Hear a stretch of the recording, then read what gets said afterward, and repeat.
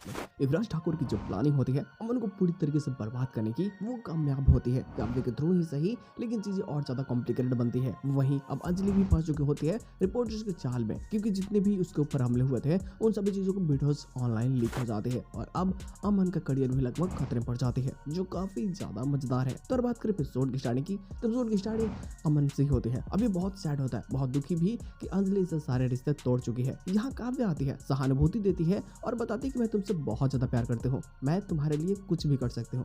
और इस चीज को साबित करने के लिए कि मैं तुमसे तो इतनी प्यार करती हूँ, अंजलि तुमसे प्यार नहीं करती, और ये फोन लगा देती है उससे और पूछती है कि क्या तुम अमन से प्यार करती हो। अब अंजलि जैसे बोलती प्यार करते हो, ये फोन को जो पहले स्पीकर पर रख के बात कर रही थी उसको स्पीकर बंद कर देती है और ये चीजें अमन सुन ही नहीं पाता कि अंजलि उससे प्यार करती है। हालांकि यहाँ जितने भी काव्य अपने ड्रामा करती है उस चीज को देख करके तो उसे समझ में आता है कि शायद ये सच ही बोल रही है, ये मुझसे प्यार करती है, वही अंजलि मुझसे अब नफरत करने लगी है। हालांकि जितने भी कन्वर्सेशन ये सारी होती है वो अंजलि की बहन किन्नी भी सुनती है और वही उसे आइडिया देती है कि तुम एक काम करो, तुम बाहर जा और आराम से उससे बातें करो ताकि इस जो मिसअंडरस्टैंडिंग है उसको क्लियर किया जा सके।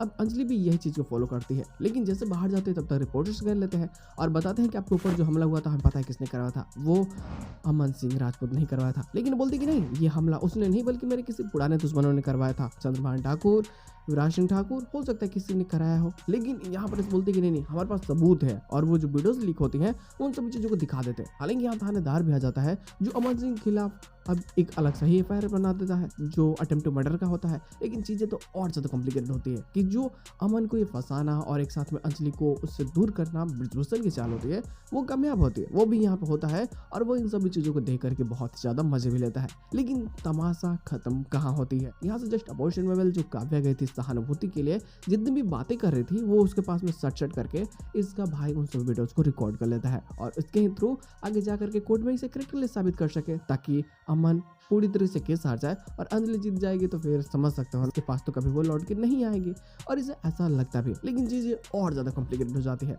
क्योंकि वेल महक इन सभी चीज़ों को देख लेती है, लेकिन उसे पूरी तरह से कंफर्म नहीं होता है कि आखिर युवराज ठाकुर रिकॉर्ड कर क्या रहा था। लेकिन वो उसकी बातों को ध्यान नहीं देती और वो वहाँ से चली जाती है। अब युवराज को फिर समझ में आ जाता है कि मुझे जल्दी से जल्दी इस वीडियोस को अंजलि के पास ले जाना होगा ताकि अंजलि को समझ में आ जाए कि आज भी वो मेरी बहन से प्यार करता है, मेरी बहन काव्या से प्यार करता है और बस अपनी बहन के लिए और अंजलि को बर्बाद करने के लिए जो पुरानी दुश्मनी है उसको और ज़्यादा बढ़ाने के लिए ये जो चाल चलता है जब भी कामयाब होता है। तो एक दूसरे दो निशान, जैसे एक तरफ भूषण की प्लानिंग के अनुसार अंजलि और अमन एक दूसरे से दूर हो जाते हैं कि इसमें वो इतने ज़्यादा उलझ जाते हैं कि फिर आपसे रिश्तों को ही भूल जाते हैं।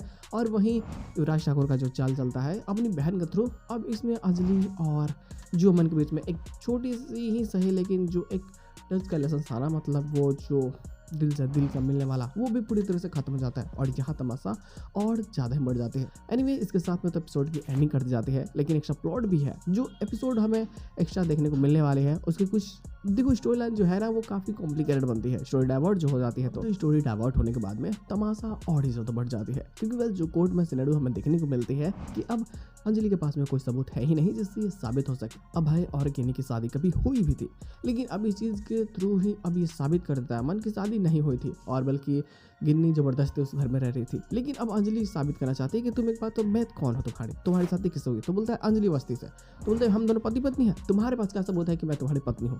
अब शादी तो इन्होंने भी अकेले में की थी तो पता नहीं था कि ये इसकी पत्नी है। अब तो कोई सबूत है नहीं ना जो ये बता सके कि हाँ अंजलि उसकी ही पत्नी है। तो यहाँ ये कोर्ट को ही बताना चाहती है कि उन दोनों ने भी अकेले में ही शादी किया था, जिसका कोई आई विटनेस नहीं है या फिर कोई प्रूफ नहीं है, शादी करते वक्त कोई फोटो नहीं है जिससे कि साबित हो कि हाँ सिंदूर लगाने वाला कोई और नहीं, अब है सिंह राजपूत ही था। लेकिन चीजें तो कॉम्प्लिकेटेड और बन जाती है क्योंकि ये केस और ज्यादा ही उलझ जाता है।